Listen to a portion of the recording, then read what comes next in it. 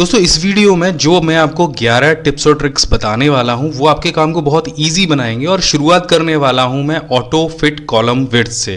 तो auto fit column width के लिए ना आपको कोई कोडिंग करनी है ना आपको कोई फार्मूला लगाना है। बहुत सिंपल तरीका है। अगर आपको किसी भी कॉलम का जो विड्थ है वो आपको आपके टेक्स्ट के हिसाब से ऑटो फिट करना है तो बस यहाँ पर बीच में कहीं भी जाकर एक डबल क्लिक कर दीजिए, कुछ इस तरह से, ये देखिए। और अगर सारे कॉलम को आपको ऑटो फिट करना है तो बस एक बार में सेलेक्ट कीजिए, ये देखिए मैंने यहाँ से कर लिया, और डबल क्लिक, तो सारे जो कॉलम हैं वो आपके ऑटो फिट हो जाएंगे। बस आपको सिंगल इस तरह से काम करने के साथ में सिर्फ डबल क्लिक करना है। तो अगर ये टिप्स आपको अच्छी लगी हो तो बस कंप्यूटर से खड़े होकर एक बार ताली बजा दीजिए, मजा आ जाएगा। अब बढ़ते हैं आगे जो मैं आपको बताने वाला हूं वो है फंक्शन ट्रांसपोज। और इसका इस्तेमाल मैं करता हूं जब मुझे अपनी टेबल को कहीं एक जगह से दूसरी जगह शिफ्ट करना होता है, हॉरिजेंटल से वर्टिकल करना होता है, और बहुत परेशानी आती है अगर आपके पास डेटा ज़्यादा है, कॉलम और रो आपके पास ज़्यादा है। उदाहरण के लिए मैं यहाँ पर आपको एक कैलेंडर दिखाता हूँ जो कि कॉलम वाइज बना हुआ है, यानी संडे मंडे ट्यूसडे आपको ऊपर कॉलम में दिखाई देंगे और जो डेट है वो नीचे लिखी हुई है।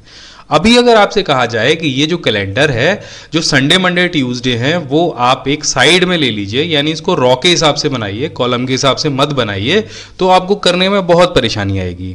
लेकिन ट्रांसपोज फंक्शन की सहायता से आप 2 सेकेंड में इसको कर सकते हैं। सिंपल आपको क्या करना है, आपको ये पूरा कैलेंडर ऐसे सेलेक्ट करना है, कंट्रोल C से कॉपी करना है, और जहां भी आप इसको हॉरिजेंटल से वर्टिकल करना चाहते हैं वहां पर जाकर राइट क्लिक कीजिए, पेस्ट स्पेशल पर जाइए, और यहां पर आपको नीचे दिखाई देगा ट्रांसपोज फंक्शन, से एक टिक लगाइए और ओके कर दीजिए। अब आप देखिए जरा, यही कैलेंडर यहाँ पर आ चुका है, और डेट भी आप मिला सकते हैं। यहाँ पर ना तो कोई आपका डेटा इधर से उधर हुआ है, और जो कैलेंडर हॉरिजेंटल था वो वर्टिकल हो गया है। ऐसा हम और भी चीज़ों के साथ में कर सकते हैं। अब ये जो टेबल है ये आप देख रहे हैं कि ये इस तरह से बनी हुई है, और अभी इसी टेबल को मुझे जो है वर्टिकल करना हो तो कैसे करेंगे, यानी जो सब्जेक्ट्स हैं वो इस साइड में आ जाए और नंबर जो है वो इधर चले जाएं। तो बस इसको सेलेक्ट कीजिए, कॉपी कीजिए, पेस्ट स्पेशल कीजिए, ट्रांसपोज पर क्लिक कीजिए, और देखिए हो गया। तो ये कितना आसान है, कितना टाइम बचा सकता है आपका, आप जो कोई भी काम करेंगे उस चीज़ में। तो आप यहाँ पर देख सकते हैं कि मेरे पास एक टेबल है। आपके पास ये जो टेबल है ये और भी बड़ी हो सकती है, लेकिन यहाँ पर अगर हमें एक डेटा चाहिए हो, फिल्टर डेटा चाहिए हो, यानी यहाँ पर आप देख रहे हैं जो डेटा है वो एड्रेस सभी लोगों के अलग अलग हैं, एज अलग अलग है, उनके मार्क्स अलग अलग दिए गए हैं, नाम अलग अलग दिए गए हैं, और अगर आपको ये फिल्टर करानी हो, आपके इसमें से कोई डेटा छांटना हो, तो उसके लिए फिल्टर कमांड मैं बहुत यूज़ करता हूँ। यहाँ पर सिंपल आप हेडर को सेलेक्ट कर लीजिए और यहाँ पे आपको शॉर्ट एंड फिल्टर का ऑप्शन मिलेगा, यहाँ पर चले जाइए और फिल्टर को सेलेक्ट करिए। अब यहाँ पर आप देख रहे हैं कि हर हेडर के पास में एक डाउन एरो आपको मिल जाएगा, और यहाँ पर जैसे आप क्लिक करेंगे तो ये जो आपको नीचे दिखाई देंगे ये टेक्स्ट फिल्टर हैं। यहाँ पर आपको सेलेक्ट ऑल का ऑप्शन मिलेगा। अब जो भी शहर आपको चाहिए आपकी लिस्ट में, जो डेटा चाहिए शहर के हिसाब से, आप उसे सेलेक्ट कर लीजिए और ओके कर दीजिए। तो आप देखेंगे वो जो डेटा है आपका फिल्टर होके आ जाएगा। इसी हिसाब से अगर आपको 2 शहरों का डेटा चाहिए तो आप 2 को सेलेक्ट कर लीजिए, 3 का चाहिए तो आप 3 को सेलेक्ट कर लीजिए। इस तरह से आप फिल्टर कमांड का इस्तेमाल कर सकते हैं। इसके अलावा यहाँ पर आप 2, 3, 4 या 5 कितने भी फिल्टर यूज़ कर सकते हैं। तो यहाँ पर अगर हम एज फिल्टर को भी यूज़ करें, यानी हमें जो 6 शहर हमने सेलेक्ट किए हैं उसमें से केवल 17 साल वाले लोग हमें चाहिए, तो यहाँ से क्लिक कीजिए और इसे ओके कर लीजिए। अगर यहाँ से आपको 17 और 28 साल वाले लोग चाहिए तो यहाँ से क्लिक कीजिए और इसे भी सेलेक्ट कर लीजिए। तो इस तरह से आप फिल्टर का यूज़ कर सकते हैं अपने सारे डेटा को फिल्टर करने के लिए। यहाँ से अगर आप सभी को सेलेक्ट कर लेंगे तो आपका पूरा डेटा ज्यों का त्यों आपके सामने वापस आ जाएगा।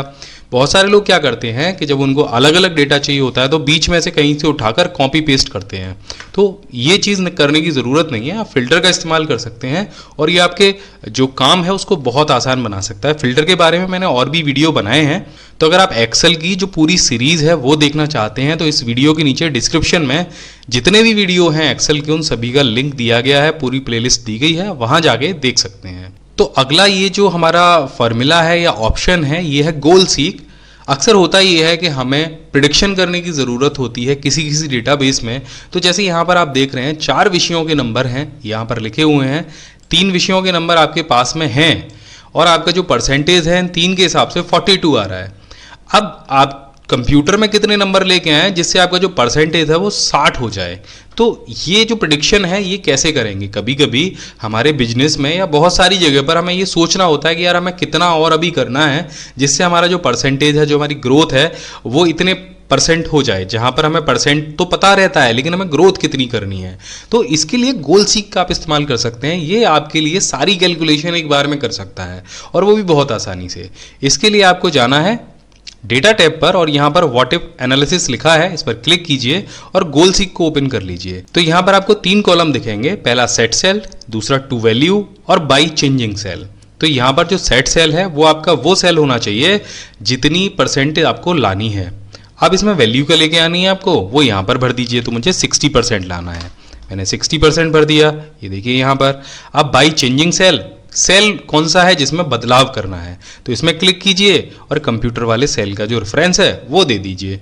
अब ओके जैसे ही आप इसे करेंगे तो आप यहाँ पर देखेंगे यहाँ पर उसने 73 नंबर लिख दिए और यहाँ पर 60 आ गया। तो इसमें हमने कुछ भी नहीं किया, जो कुछ किया गोल सीक ने किया और यहाँ पर जो सारी कैलकुलेशन है वो करके आपको 60% लाके दे दिया। तो ये जो फॉर्मूला है ये मैं कई जगह इस्तेमाल करता हूँ जब मैं ऑफिस में काम करता हूँ, जहाँ पर मुझे ऐसी कैलकुलेशन करनी होती है जहाँ पर मुझे अंदाज़ा लगाना होता है कि काम कितना करना है। तो ये आपके भी काम आ सकता है। इसके बाद मैं आपको बताऊंगा कि यहाँ पर हम डुप्लीकेट्स को रिमूव कैसे करते हैं। अक्सर करके जब हम बहुत लंबा चौड़ा डेटाबेस बनाते हैं तो वहाँ पर बहुत सारी जगह जो डेटा है वो डुप्लीकेट भी टाइप हो जाता है। तो जैसे कि यहाँ पर भी है, यहाँ पर 10 नाम हैं लेकिन 2 एंट्री ऐसी हैं जो पूरी तरह से डुप्लीकेट हैं और जो 3 नाम हैं वो 3 जगह लिखे गए हैं। जैसे आप यहाँ पर राम देख रहे हैं, राम यहाँ पर भी है, यहाँ पर भी है और यहाँ पर भी है। तो ये हम कैसे पता लगाएंगे? सिंपल, आपको ये टेबल सेलेक्ट करनी है और यहाँ पर आपको दिखाई देगा ऑप्शन रिमूव डुप्लीकेट का, इस पर क्लिक कीजिए और यहाँ पर आपको एक डायलॉग बॉक्स मिल जाएगा जिसमें यहाँ पर एक टिक होगा जिसमें लिखा होगा माई डाटा हैज हेडर। इस पे अगर आप टिक नहीं लगाएंगे तो आपको यहाँ पर ये वाले जो नाम है ना ये दिखाई नहीं देंगे। जैसे मैं आपको टिक हटा के दिखा देता हूँ, तो जैसे मैंने टिक हटाई तो आप देखेंगे कॉलम ए, कॉलम बी और कॉलम सी आपको यहाँ पे डिस्प्ले हो रहा है। और अगर आपके कॉलम इससे भी ज़्यादा हुए ना तो ये आपको डिस्प्ले नहीं होंगे। तो इसलिए यहाँ पर टिक लगा लीजिए ताकि आपको डुप्लीकेट रिमूव करने में आसानी हो। तो यहाँ पर अगर आप तीनों पे टिक लगे रहने देंगे तो ये कोई डुप्लीकेट मानेगा ही नहीं किसी वैल्यू को, क्योंकि यहाँ पर ये जो सीरियल नंबर है ये सभी का अलग अलग है।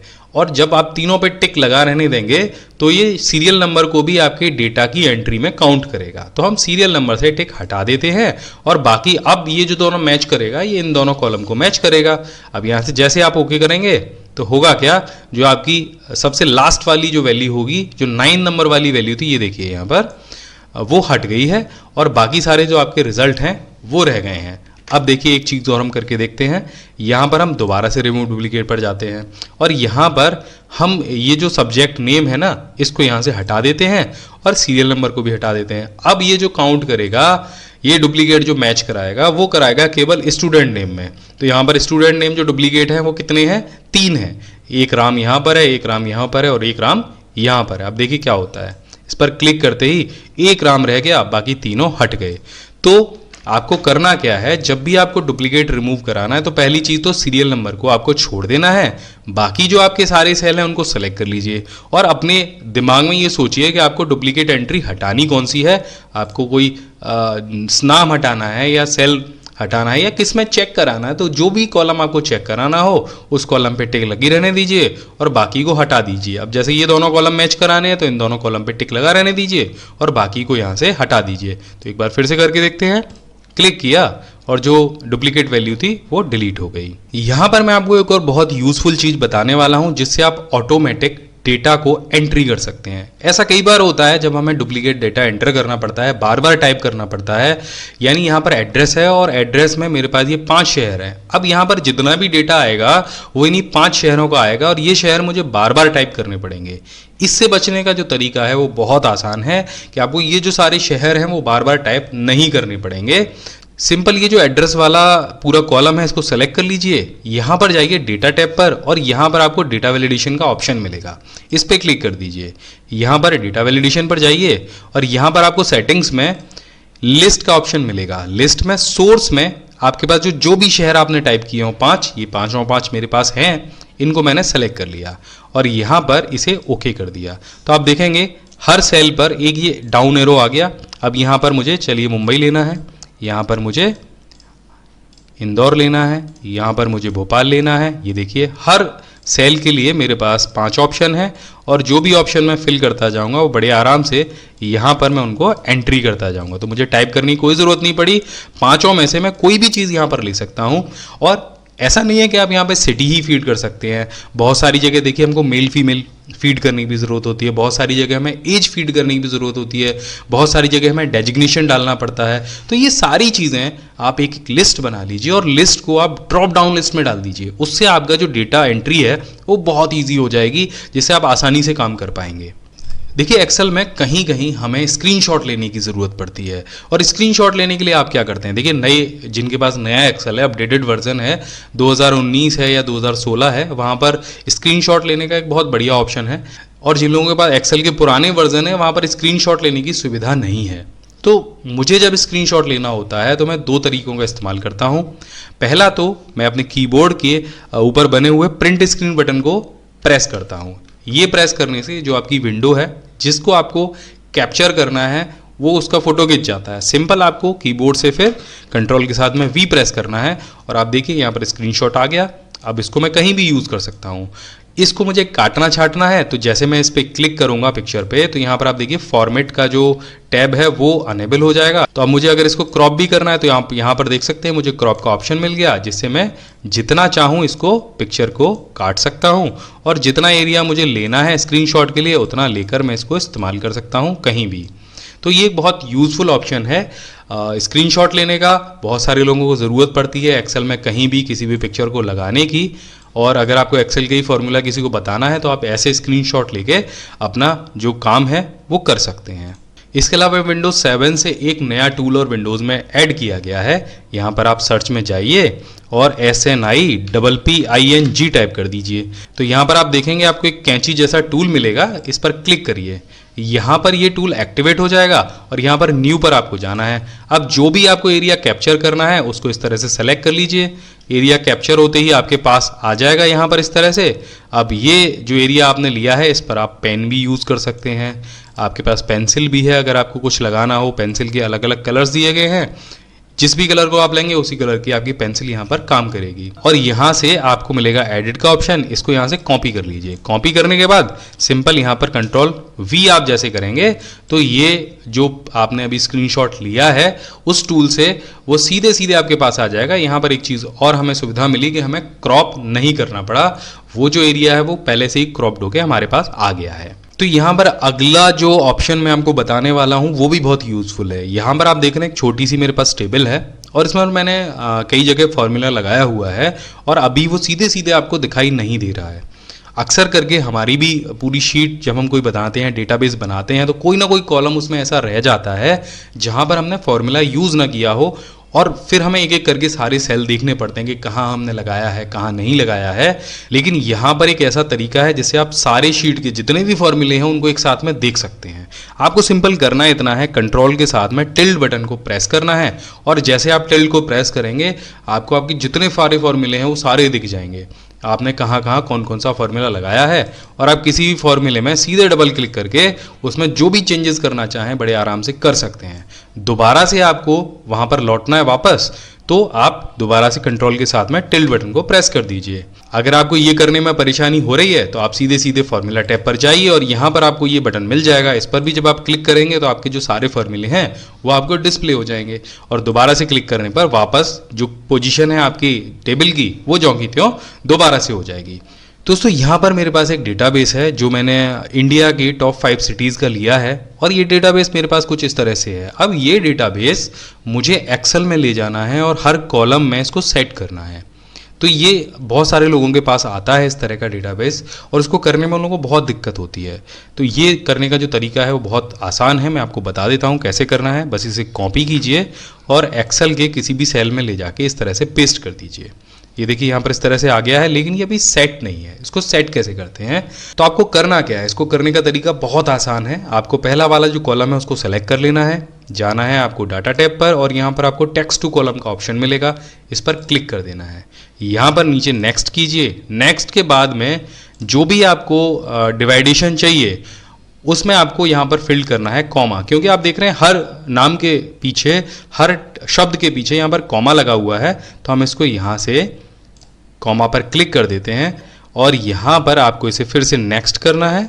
इसके बाद में आप देखेंगे सारी चीज़ें अपनी अपनी जगह सही हो गई हैं और यहाँ से बस इसको फिनिश कर देना है। तो अभी आपसे कहेगा do you want to replace the content of destination cell, आप इसे ओके कर दीजिए। तो आप देखिए जो आपका पूरा डेटाबेस है वो एकदम फिट हो गया है, आपको कुछ भी करने की ज़रूरत नहीं पड़ी है। तो आप यहाँ पर देख रहे हैं मेरे पास एक छोटी सी टेबल है और इसमें कुछ सेल बीच बीच में खाली रह गए हैं जिसमें डेटा एंटर नहीं किया गया है। और अब इन सेल्स को कैसे रिमूव किया जाए, जो ब्लैंक रह गए हैं कैसे रिमूव किया जाए। आमतौर पर आप राइट क्लिक करते हैं, उसको डिलीट करते हैं, लेकिन अगर इनकी संख्या 100 या 200 हो तो आप एक एक करके इनको डिलीट नहीं कर सकते हैं, काम बहुत लंबा हो जाता है। एक बार में इनको कैसे डिलीट किया जाता है वो हमको दिखाता हूँ। थोड़े से मैं और बढ़ा लेता हूँ, ये मैंने इसको कॉपी कर लिया, देखिए मैं नीचे तक इसको ले आया। अब ये एक बार में जो जितने भी मेरे ब्लैंक सेल्स हैं उनको मैं कैसे डिलीट करूँगा। तो सिंपल आपको कुछ नहीं करना है, आपको कंट्रोल जी प्रेस करना है। कंट्रोल जी जैसे आप प्रेस करेंगे तो ये गो टू वाला ऑप्शन आ जाएगा, यहाँ पर जाना है आपको स्पेशल पर, और जैसे आप स्पेशल पर क्लिक करेंगे आपको यहाँ पर ऑप्शन मिलेगा ब्लैंक्स का, इस पर टिक लगाइए और ओके कर दीजिए। तो आप देखेंगे जितने भी आपके ब्लैंक सेल हैं वो सारे सेलेक्ट हो जाएंगे। बस अब आपको कंट्रोल के साथ में माइनस बटन को प्रेस करना है और यहाँ पर आपको ऑप्शन मिलेगा शिफ्ट सेल अप का, इस पर टिक लगाइए और ओके कर दीजिए। तो आपके जितने भी ब्लैंक सेल होंगे वो साथ में डिलीट भी हो जाएंगे और आपका डेटा व्यवस्थित भी हो जाएगा।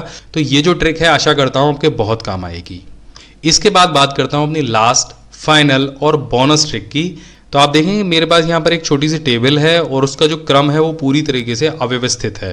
तो अगर व्यवस्थित की बात करूँ तो यहाँ पर क्रम के आगे नंबर आना चाहिए, उसके बाद यहाँ पर नाम आना चाहिए, फिर पिता का नाम आना चाहिए और राज्य का नाम आना चाहिए। लेकिन ऐसा नहीं है, अगर इसे क्रम से आप मैनुअली लगाएंगे तो ऐसे कॉपी करेंगे, फिर उसके बाद यहाँ पर इसे पेस्ट करेंगे, फिर नीचे वाले को कॉपी करेंगे और फिर यहाँ पेस्ट करेंगे। तो इस तरीके से हम इसे व्यवस्थित तरीके से नहीं लगा सकते हैं। अगर ट्रांसपोज भी करते हैं तो देखिए क्या होने वाला है इसका, हमने यहाँ से कॉपी किया, पेस्ट स्पेशल किया और ट्रांसपोज किया और ये देखिए कुछ इस तरीके से फैल जाएगा पूरा डेटाबेस।